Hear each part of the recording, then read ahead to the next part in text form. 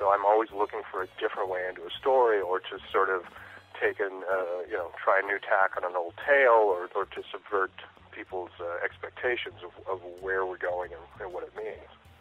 You are listening to an interview with Ron Moore, writer and director of Star Trek: The Next Generation. We'll be right back after this message. Authenticity Radio. Stimulating and transparent. Real people and real authentic talk. Ladies and gentlemen, it's time to get real. Slade Suter Live. Where are you when you find a group of people courageously making choices working on conflict resolution, peace building, and authenticity? You are in a Slade Suter inspired workshop. To get a new perspective on how to resolve conflict in any group or organization, business, or family, go to www.authenticityradio.com. Come on! This is Authenticity Radio. It's dynamite. Authenticity Radio with Slade Suter. And now we return to Ron Moore, writer and director of Star Trek: The Next Generation. Become one who could ask for anything more.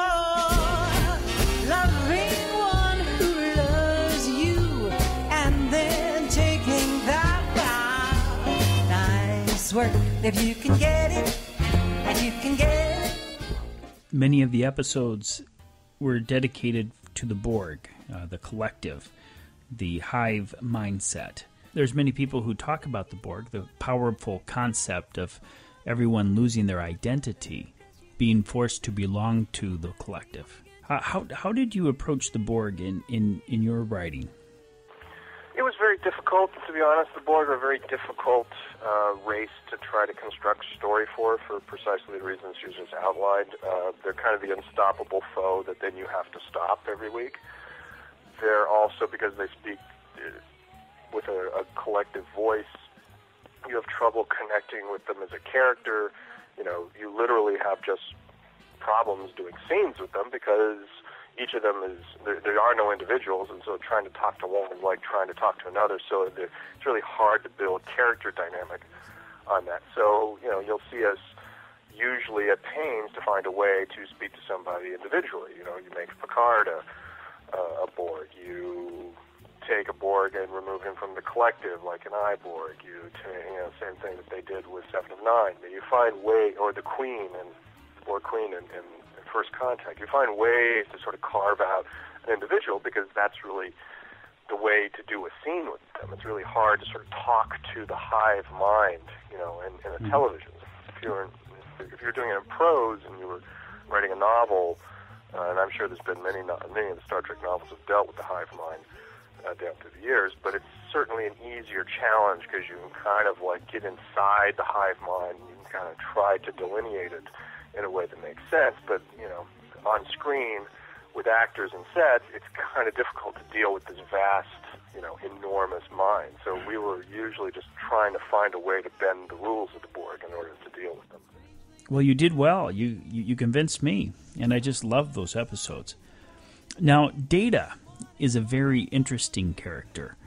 There was one episode where Lore, his brother, was able to kidnap him, shut down his ethical programming, and feed him negative emotions. What was behind this episode? It was a whole piece about Data and grappling with Data's desire to feel emotion, and that emotion has two sides. It's a complicated thing. Emotions of good, emotions of evil, and temptation, and the passionate feelings that could be aroused by negative emotions, and at the same time trying to embrace the fact that the human experience is both good and bad. So it was about a lot of things, sort of for that character in particular, and trying to sort of take him in an unexpected direction where he could be, more of an antagonist and more of a threat to the other people, because these emotions were just so new and so unfamiliar for him. Now, there's one episode, and I'm not sure if this is your episode or not. This was when Data was facing a trial, whether he was going to be dissected. and studied by the Federation. And it was dealing with the basic human, or in this case, basic android rights, whether he was going to allow that to happen. Do you know which episode I'm referring to? Yeah, I think that episode was Measure of a Man, which was actually not right. That wasn't one of my episodes. That was written by Melinda Snodgrass. Oh, okay. In the second season. And it was a great episode because it was an ethical trial of, was Data a person or not, and was he property? And actually, as a side note, they're doing a remaster of Next Generation for Blu-ray, and I heard that they're doing an extended version of that particular episode on the second season release. Like, they found a longer cut of that episode with like an extra 15 minutes or something, which is like a huge amount of time. So there's going to be an expanded version of Measure of the Man, I think, out on DVD in the coming year. So you heard it, Trekkie listeners. There's a Blu-ray edition with extra footage on this trial with Data. And speaking of trials, there's Q, an interesting godlike presence who threatened to extinguish humanity, rather annoying, and put humanity on trial, and he kept revisiting from time to time. Can you share with us what was behind the trial for humanity and Q himself? The setup for the trial of humanity was in the Next Generation pilot, Encounter at Farpoint, and then that sort of study of humanity and his judgment of humanity and his determination of whether humanity was worth saving or not was sort of a running thread all through the series, although we kind of felt like the more driving interest for Q was actually Picard. In the writer's room, we used to say that the truth is Q is secretly in love with Picard, and this is really a love story that's playing out. He loves this guy. The way he expresses it is by threatening to destroy humanity. Mm-hmm. And so we just kind of wanted to bring that somewhat full circle when we did All Good Things, the final episode, where we returned to the trial and there was time to render a judgment and time for Q to kind of decide whether or not the journey had been worth it for him and for all of them. Ron, what are your favorite episodes? Well, there's my favorite episodes that I wrote, and then there's the favorite episodes that I have just as someone who was on the show and sort of watched the show as well, Mm-hmm. The ones that I worked on that were personal favorites were like Tapestry, which was a Q show where Q gave Picard a chance to go back and revisit, a moment in his youth that he wasn't terribly proud of, only to discover that it was a very important moment for him in the development of who he became as a man. I loved working on Yesterday's Enterprise, and also all the Klingon shows. I really enjoyed doing, the shows with Worf, which is really tremendously satisfying for me personally. As a fan and as someone who really likes the show, I also loved Ship in a Bottle, which was the second Moriarty show. I just thought was really clever and interesting. I really liked Frame of Mind, which was the Joe Riker thinks he's in a mental institution. I can't remember. I think it was called Time Tape. Some of the titles have escaped me. The one where the Enterprise blows up over and over again, I just thought was a really interesting. Oh yeah, it's kind of a little time loop. Yeah. Yeah. Oh, and Family, one that I worked on as well. I was very proud of and very interested in as a fan because it was a show without any jeopardy in it, and it was just a slice of life, which I was fascinated with. Also, like Lower Decks, another sort of peek behind the curtain of the people who lived on the lower decks on the Enterprise and what it was like to not be one of the heroes of the show, but one of those faceless crewmen that walked the halls. I thought that was a great episode as well.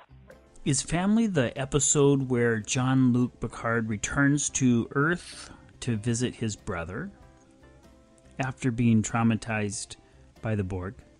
Right. Oh, Ron, that is a 3-time heavy hitter. Now, if I remember correctly, there were 3 major confrontations going on. 1, Worf was dealing with his identity, shame, and his parents. And Wesley Crusher was dealing with seeing his father for the first time in a recording that was recorded shortly after he was born and before his father died. And then what really impacted me was the relationship between Jean-Luc and his brother. That was fantastic, Ron. Yeah, it was a great episode. And for our listeners who haven't seen this episode, I encourage you to go ahead and seek this one out and watch it. It's worth your while. This is after Jean-Luc has been recovered from the Borg. He's been captured, and now he's dealing with a lot of psychological damage. And at the end, it all came to a crescendo when they were hitting each other, rolling around in the mud, and they started laughing when they saw themselves doing this.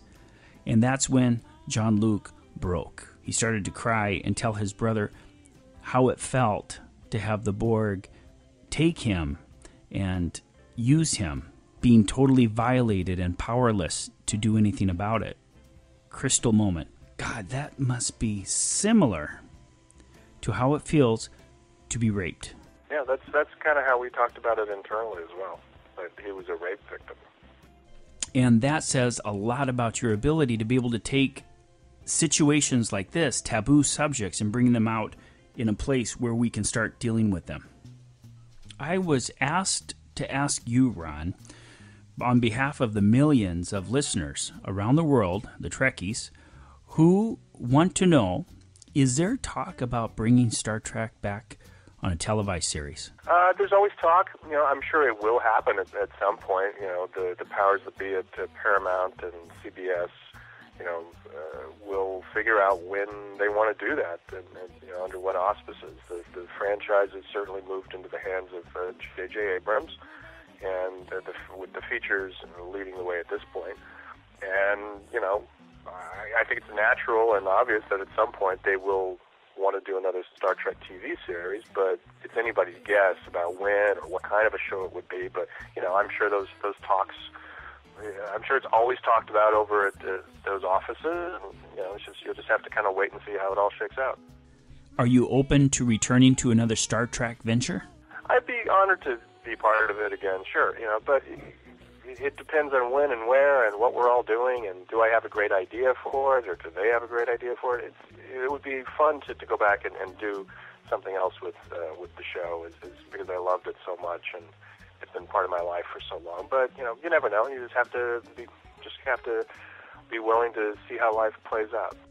There's an episode, I'm not sure if you wrote it or not, but it's called The Drumhead, and I was wondering if you could comment on it. It was similar to the medieval ages witch hunt, like a witch hunt. And Jean-Luc, again, was the one who was being accused for belonging to the Borg. And this woman was out to unseat him in a very vindictive way. Can you comment on what was behind this episode? Yeah, I didn't write that directly. They did, but we all talked about that episode, and I was there when we were breaking the episode, and it was important to us in the writers' room to say that, as great as Star Trek painted the future and as fantastic as the Federation was, and, everyone wants to go live in the Star Trek universe because we've solved so many problems as a species, and, it's such a more noble and idealistic future for mankind. We also wanted to say, but we're still human beings, and these things do dog us, and we are still capable of some really dark decisions, and it doesn't take a lot to sort of, push us into the more barbaric side of our souls. And so we wanted to sort of, keep that in perspective and make sure that Star Trek didn't pretend that humanity had just become, perfect, that it still had this propensity for dark as well as light.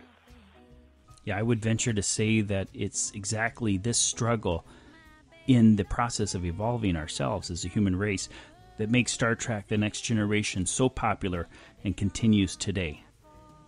Now, I understand that you have some hot irons in the fire.